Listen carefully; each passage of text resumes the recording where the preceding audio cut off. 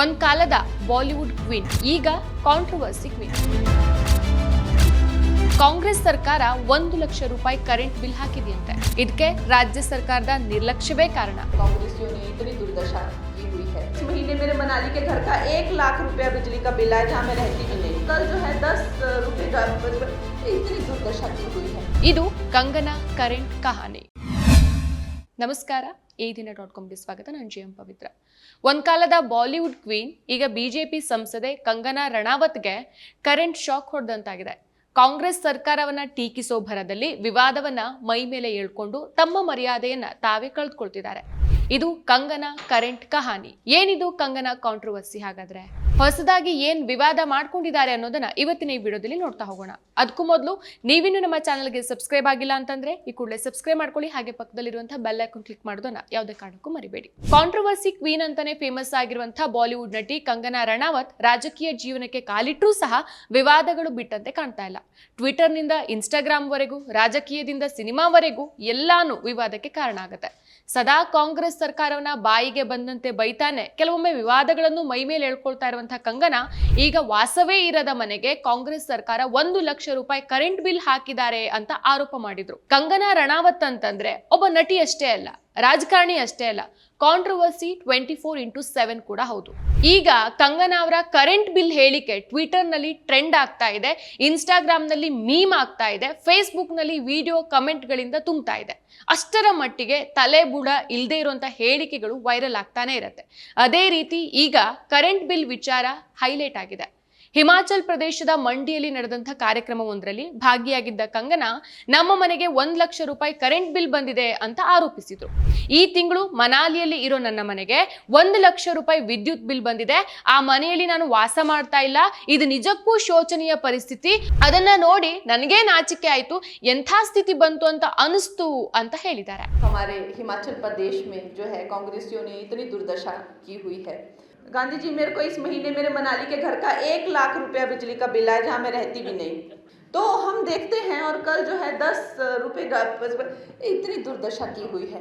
और समोसों पे इनकी एजेंसियां जो है वो हम पढ़ते हैं और शर्मिंदगी होती है कि क्या हो रहा है. ಸದಾ ಚರ್ಚೆಗೆ ಕಾರಣ ಆಗೋ ಮಾತುಗಳಿಂದಾನೇ ಸದ್ದು ಮಾಡೋ ನಟಿ ಕಮ್ ಸಂಸದೆ ಕಂಗನಾಗೆ ಇದೀಗ ಕರೆಂಟ್ ಶಾಕ್ ಲಿಟ್ರಲಿ ಎದುರಾಗಿದೆ. ನಟಿ ಕಂಗನಾ ರಣಾವತ್ ಅವರ ಮನೆಗೆ 1 ಲಕ್ಷ ರೂಪಾಯಿ ವಿದ್ಯುತ್ ಬಿಲ್ ಬಂದಿದೆ ಅನ್ನೋದನ್ನ ತಿಳಿದು ಜನರಿಗೆ ಶಾಕ್ ಆಗಿತ್ತು. ಆದ್ರೆ ಅದಕ್ಕೆ ಕಾರಣ ಏನು ಅನ್ನೋದು ಈಗ ಬಹಿರಂಗ ಆಗಿರೋದು. 1 ಲಕ್ಷ ರೂಪಾಯಿ ಕರೆಂಟ್ ಬಿಲ್ಲಾ ಅಂತ ಕಂಗನಾ ಕೇಳಿದ ಆರೋಪ ನೋಡಿ ಎಲ್ಲರೂ ಅಚ್ಚರಿಪಟ್ಟಿದ್ರು. ಆದ್ರೆ ಅಸಲಿ ವಿಷಯ ಏನು ಅನ್ನೋದು ಬಹಿರಂಗ ಆಗಿದೆ. ಕಂಗನಾ ಹೇಳಿಕೆಗೆ ಹಿಮಾಚಲ್ ಪ್ರದೇಶದ ಸರ್ಕಾರ ಉತ್ತರವನ್ನ ಕೊಟ್ಟಿದೆ. ಇದರಿಂದ ಕರೆಂಟ್ ಶಾಕ್ ಕೊಡೋದಕ್ಕೆ ಪ್ಲಾನ್ ಮಾಡಿದ ಕಂಗನಾ ಟ್ರಾನ್ಸ್ಫಾರ್ಮರ್ ಬ್ಲಾಸ್ಟ್ ಆಗಿದೆ.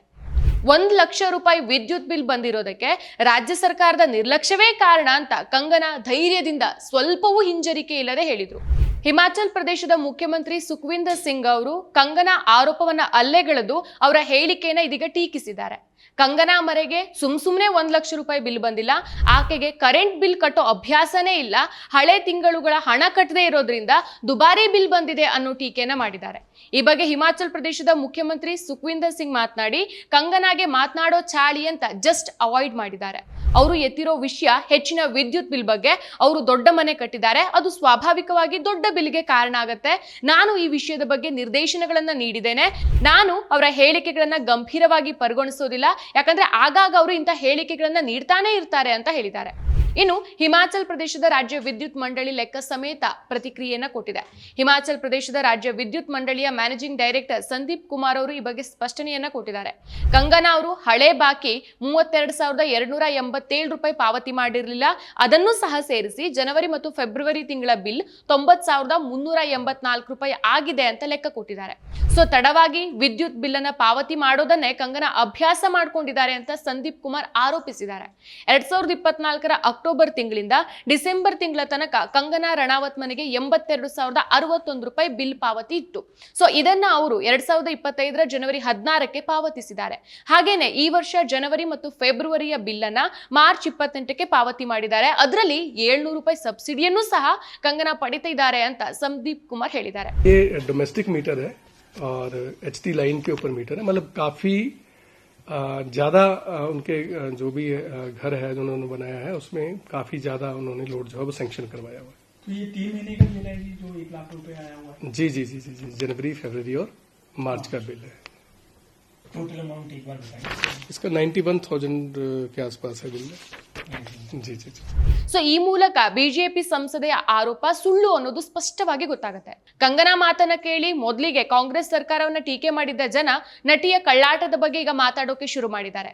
ಸದ್ಯ ಕಂಗನಾ ಪರಿಸ್ಥಿತಿ ಇರ್ಲಾರ್ದೆ ಇರುವೆ ಬಿಟ್ಕೊಂಡಂತಾಗಿದೆ. ಆದ್ರೆ ಕಂಗನಾ ಈ ರೀತಿ ಹೇಳಿಕೆ ಕೊಡ್ತಾ ಇರೋದು ಇದೇ ಮೊದಲೇನಲ್ಲ. ಹಲವಾರು ಬಾರಿ ಟ್ರೋಲ್ ಆಗೋ ರೀತಿಯಲ್ಲಿ ನಾನ್ಸೆನ್ಸ್ ಮಾತುಗಳನ್ನ ಆಡಿದ್ರು. ಈ ಹಿಂದೆ 1947ರಲ್ಲಿ ಸಿಕ್ಕಿದ ಸ್ವಾತಂತ್ರ್ಯ ಅಲ್ಲ, ಅದು ಭಿಕ್ಷೆ, ನಮ್ಗೆ ನಿಜವಾದ ಸ್ವಾತಂತ್ರ್ಯ ಸಿಕ್ಕಿದ್ದು 2014ರಲ್ಲಿ ಅಂತ ಹೇಳಿ ಎಲ್ಲರ ಕೆಂಗಣ್ಣಿಗೆ ಗುರಿಯಾಗಿದ್ರು.